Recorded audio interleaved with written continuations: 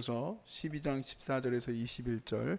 보라, 내가 이제 세 번째 너희에게 가기를 준비하였으나 너희에게 폐를 끼치지 아니하리라. 내가 구하는 것은 너희의 재물이 아니요 오직 너희니라.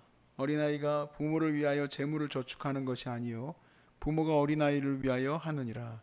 내가 너희 영혼을 위하여 크게 기뻐함으로 또 내 자신까지도 내어 주리니 너희를 더욱 사랑할수록 나는 사랑을 덜 받겠느냐. 하여간 어떤 이의 말이 내가 너희에게 짐을 지우지는 아니하였을지라도 교활한 자가 되어 너희를 속임수로 취하였다 하니 내가 너희에게 보낸 자 중에 누구로 너희 이득을 취하더냐. 내가 디도를 권하고 함께한 형제를 보내었으니 디도가 너희의 이득을 취하더냐. 우리가 동일한 성령으로 행하지 아니하더냐. 동일한 보조로 하지 아니하더냐. 너희는 이때까지 우리가 자기 변명을 하는 줄로 생각하는구나. 우리는 그리스도 안에서 하나님 앞에 말하노라. 사랑하는 자들아, 이 모든 것은 너희의 덕을 세우기 위함이니라.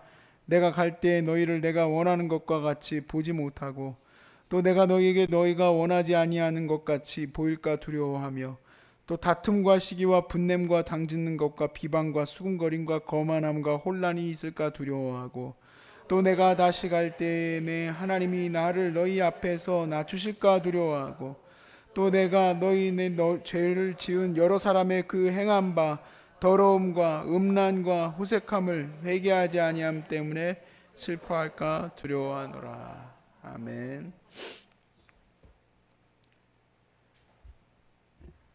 이전에 좀 목회자들에게는 좀 뜨거운 감자 같은 이야기를 읽게 됐어요. 기사였는데 교회를 섬기던 어떤 분이 자비랑 사역자라는 이름으로 교회를 개척하시고 교회를 이끌어 가시는 목사님이었는데 이분이 이제 택배 일을 같이 하시면서 목회를 하시는 그런 목사님이세요. 이제 그걸 기사를 이제 쓴 겁니다. 근데 그 내용을 읽는데 기분이 안 좋은 거예요. 왜냐면 이제 뭐라고 이렇게 내용이 돼 있었냐면 왠지 모르게 그 뉘앙스가 사례를 받는 목사님은 잘못됐고 사례를 안 받고 이렇게 열심으로 택배 일도 하면서 또 목회 일도 하는 이분만 좀 약간 진짜 사역자 같이 그런 뉘앙스가 쓰여 있는 게 기분이 안 좋았습니다. 그래서 사역자들에겐 좀 뜨거운 감자 같은 사례비 관련된 부분이니까 그렇게 느꼈어요. 또 그리고 댓글도 보니까 또 그렇게 써놨어요. 사람들이 그 기사를 읽고 사람들이 그래, 이런 목사가 진짜 목사지, 사례비 받는 목사들은 다 가짜 목사다, 이렇게 써 있었어요. 그 목사님이 이제 마지막에 하셨던 말이 이제 기록되어 있는데 큰 따옴표에 목사는 직업이 아니라 직분이잖아요 하고 이렇게 떠났다 라고 써 있었어요. 그래요. 일단 목사는 직업이 아닌가? 직분인가? 아무튼 여러 가지 고민을 하게 됐는데 오늘 결론부터 말씀을 드리면 사역자가 사례를 받는 것은 당연한 일입니다. 잘못된 일이 아니에요. 여러분 인상 쓰지 마세요. 왜 인상 쓰고 있습니까? 오늘 설교가 여러분에게 어떤 은혜를 끼칠지는 잘 모르겠지만 오늘 바울이 한 얘기가 그거기 때문에 그 얘기를 같이 오늘 잠깐 나눌 거예요. 교육자의 사례에 대해서. 부득이하게 교회가 어려워요. 교회라는 건 항상 성도를 말해요. 성도가 뭐 6명, 7명 있는데 어떻게 사례를 드리겠어요? 사례를 드릴 수가 없어. 뭐 어쩔 수 없죠. 그 교회는 어쩔 수 없이 목사님도 일해야 되겠죠. 밥을 먹어야 되니까. 그런데 교회가 잘 서 있다면, 자립이 됐다면 성도들이 마땅히 주의 일을 하는 사람에게 생활을 도와주셔야지. 생활도 못하게. 목사는 당연히 가난해야 된다. 목사는 당연히 고난에서 쓴물이 나오기 때문에 그걸 우리가 약처럼 먹어야 된다. 그거 여러분 그런 생각하시면 안 돼요.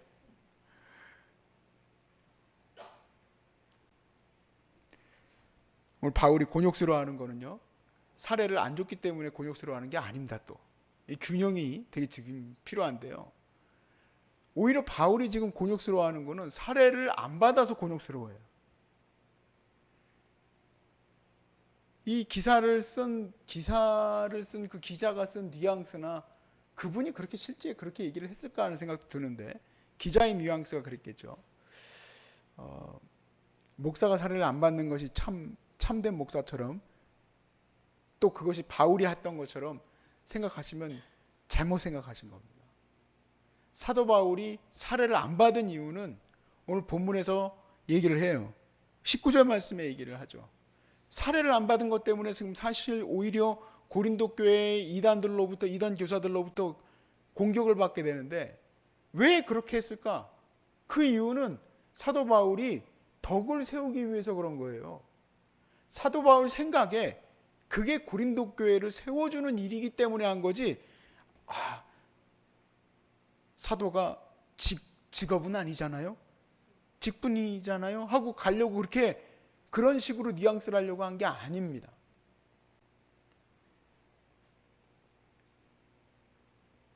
(11장 9절) 말씀, 우리가 이전에 봤던 말씀인데, 사례를 왜 안 받았느냐? 11장 9절에 언급해요. 내가 너희와 함께 있을 때 비용이 부족했어요. 비용이 부족했는데 고린도 성도들이 알아봐 주질 않아요. 그러니까 어떻게 해야 됩니까? 가서 얘기를 할 수는 없어요. 누를 끼칠 수는 없어요. 그래서 누를 끼치지 않았는데 다행히 마게도냐에서 온 형제들이 부족한 것을 보충해 줬어요. 그러니까 충분히 사명을 감당할 수 있는 정도가 되었기 때문에 안 받은 거죠. 그리고 이 마게도냐에 있던 교회는 빌립보서 4장 15절에서 18절에 언급되어 있지만 바로 빌립보 교회예요. 빌립보 교회 성도들이 사도 바울의 사역을 후원했어요. 빌립보 교회가 한 교회만 그렇게 사역을 감당을 했어요. 그런데 사도 바울이 얼마나 이 고린도 교회를 좀 뭐라 그럴까, 어린아이처럼 잘 저기 합니까? 야, 빌립보 교회가 채워줬어, 그런 식으로 얘기한 게 아니라 대략 그냥 마게도냐에서 이렇게 좀 우리를 도왔기 때문에 괜찮았다 라고 지금 언급을 하고 있죠.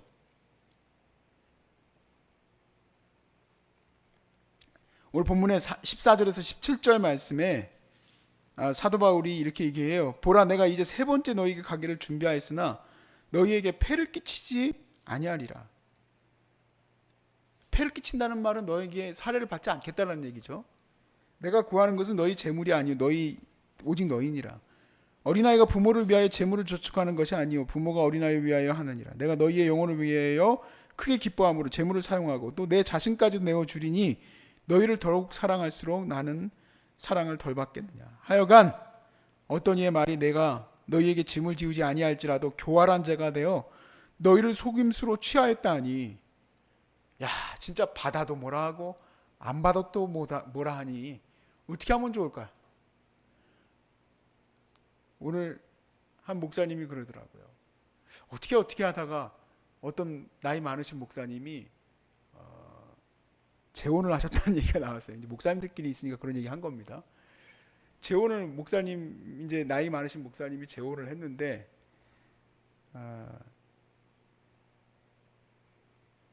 이 목사님의 사모님이 참 이 목사님을 사랑하시고 좋아하셨나 봐요. 나이가 많이 있으셔도. 그런데 결혼하기 전에는 참 점잖으시고 목사님은 참 좋은데 사모는 안 돼 보셨잖아. 옛날에 미술교사셨어. 결혼을 했어요. 그리고 이 사모님이 당회에다가 사표를 냈대요. 나 사모 안 하겠다고. 그걸 갖다가 오늘 얘기를 듣는데 많은 생각을 했어요. 왜냐면 오늘 본문이 이런 본문이었는데, 왜냐면 말도 못하고 사모가 되니까 말하고 싶은데 말을 못해. 말을 안 했더니 말을 안 한다 뭐라 해. 밥 먹는 자리에서 말했더니 막 또 권사님들이 뭐라 하고, 말을 안 했더니 또 말을 안 한다고 또 뭐라 하고, 머리 자르고 갔더니 머리 잘랐다 뭐라 하고, 머리 안 잘랐더니 머리 안 잘랐다 뭐라 하고. 미술 선생님은 색깔을 좋아하지 않겠어요? 색깔도 못 칠해 얼굴에다가. 이혼을 했다는 얘기가 아니고 나 당해. 그러니까 그게 뭐 저기 뭐야 부부간의 문제가 아니라 나 이제 사모 안 한다고 사직서를 냈대요. 사직서를. 사례비 안 받았다고. 교활한 인간이라고. 교활한 인간이라고. 바울도 미칠 것 같아요. 고린도 교회 아주 정말 힘든 교회야, 힘든 교회. 근데 이 모든 것을 한 이유를 19절에 얘기했죠. 다시 보세요. 12장 19절. 자, 내가 너희는 이때까지 우리가 자기 변명하는 줄로 생각하는데 우리는 그리스도 안에서 하나님 앞에서 말하노라. 사랑하는 자들아, 이 모든 것은 받든 안 받든 이 모든 것은 다 무엇을 위한 거예요? 너희의 덕을 세우기 위함이다. 이게 어렵다는 거. 이게 자기는 어찌됐든 여러분이 성도로서 잘 세워지기를 바라는데 이게 너무 어려운 거예요. 때로는 저도 참 그런 생각이 들어요. 나도 내 뜻대로 살아가던 사람인데 이 뭐든지 다 비율을 맞춰야 돼. 다 그냥 뭘 해도 이걸 해도 저걸 해도 다 그냥 그 사람이 예수 안에서 잘 세워질 수 있도록 그렇게 해야 되는 거예요. 나하고 체질적으로 안 맞아요. 그렇게 해야 돼. 그리고 그런 목사님들은 참 보니까 목회도 잘하죠. 저분이 진짜 의도하는 게 뭘까? 알 수 없게 말해. 나는 알 수 있게 말하거든. 그러지 마세요. 그러는데 그분은 뭐지? 되게 점잖게 얘기했는데 마음이 안 좋아. 점잖게 얘기했는데 별로 이상해. 근데 그런 어떤 진짜 대단하다. 다 근데 그렇게 왜 그렇게 잘 하실 수 있을까? 다 교회의 덕을 세우기 위해서, 성도의 덕을 세우기 위해서. 그러니까 사도 바울이 지금 여러분 맥락은 그렇습니다. 목회자가 또 교회 지도자가 사례를 받는 것은 당연한 일이에요. 그러나 바울이 안 받은 것은 고린도 교회 특성상, 그리고 그때 3차 전도 여행의 특성상 사도 바울이 사례를 안 받아서 가는 게 낫겠다고 보았기 때문이고 이미 빌립보 교회로부터 후원을 받고 있었습니다. 그렇기 때문인 거예요. 자, 그리고 실질적으로 바울이 얘기하는 것은 고린도전서 9장 7절에서 14절 말씀에 좀 본문이 다르죠. 그렇지만 고린도전서 9장 17절에서 14절 말씀에 내용 내용을 한번 보십시오. 고린도전서 9장 7절에서 14절.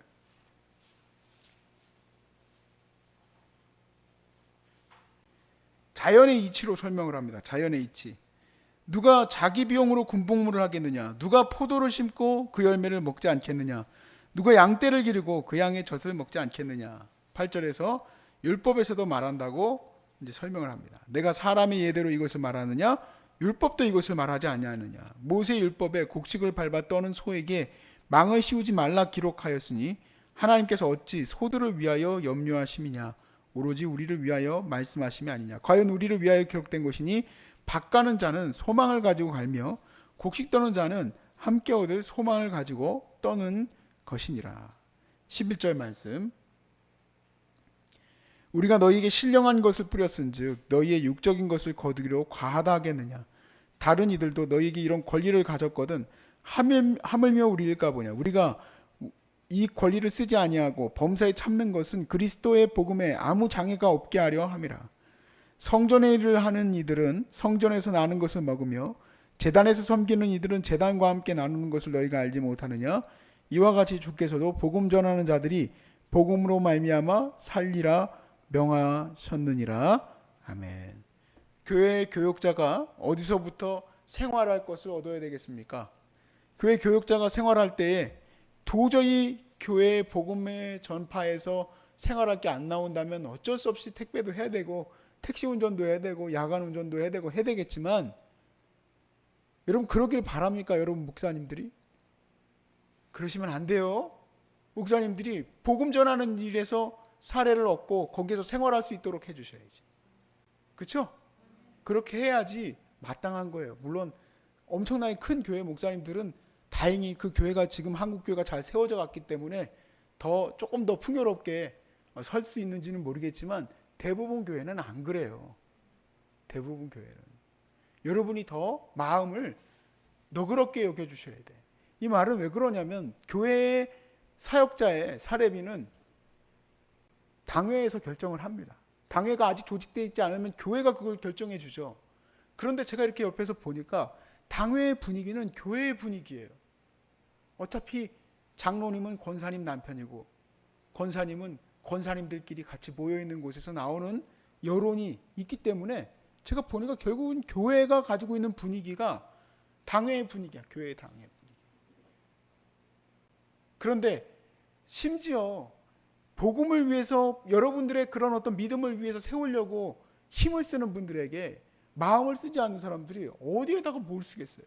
꼭 그럴 때마다 꼭 얘기하는 게 구제, 선교, 봉사 이런 거에 대해서만 더 강조를 하려고 해요. 그 가만히 회의를 들어보면 내가 듣고 싶어서 들은 게 아니었는데 되게 서운하더라고. 그 얘기를 듣는데 우리가 뭐 잘못된 거 하고 살았나. 성도들 신방하고 전도하고 성도들이 기도할 수 있도록 도와주려고 힘을 다했는데 아침부터 저녁까지 노동법과 상관없이, 왜냐면 노동법으로 사는 사람들이 아니니까 그렇게 힘을 다해서 살았는데 공동회에서 아유 그렇게 그냥 비난들을 하는데 마음이 너무 힘들었어요. 부목사 때. 그러면 안 됩니다. 여러분이 다 좋게 마음을 먹으셔야 돼. 그게 은혜의 첩경이요. 여러분 말씀을 듣는 자가 성령 안에서 충만하려면 말씀에 마음이 열려야 되듯이 여러분 사람에게도 마음이 열려야죠. 그 사람들을 잘 대해주려고 해야죠. 그렇죠? 속상해하지 마십시오. 교육자들 때문에 속상해하지 마시고 그들이 하나님 보내신 선물임을 여러분이 받으실 수 있길 바라요. 잘 대해주십시오.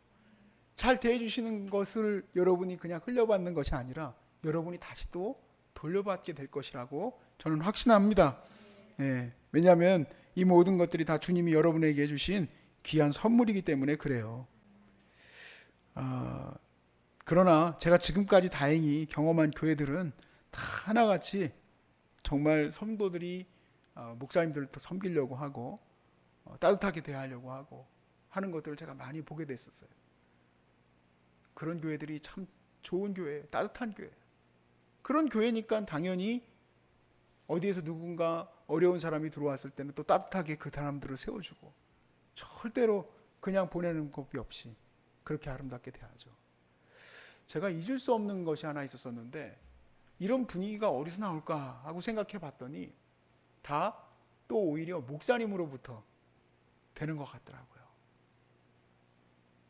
목사님도 잘 섬겨야 돼. 보니까 목사님 스스로가 잘 섬기면 성도님들도 잘 섬기는 것 같아요. 이 원리를 제가 이전에 섬겼던 교회에서 느끼게 됐는데 이 담임 목사님은 강사 목사님 모실 때에 심지어 KTX를 타고 오면은요 KTX 문이 열리는 그 문 앞에 거기서 기다렸다가 거기에서 강사 목사님을 데리고 다 그렇게 의전을 하시더라고요. 어떻게 그렇게 따뜻하고 어떻게 사랑이 넘치는지. 근데 어떤 교회 청년부에 저희 어머니가 집회를 가려고 갔는데 세상에 왔는지 안 왔는지 들여다보지도 않고 갔는지 마는지 보지도 않고 생각도 안 하고 그런다고 그러더라고요. 그리고 당연히 강사는 와가지고 설교가 가야 되는 줄 알아.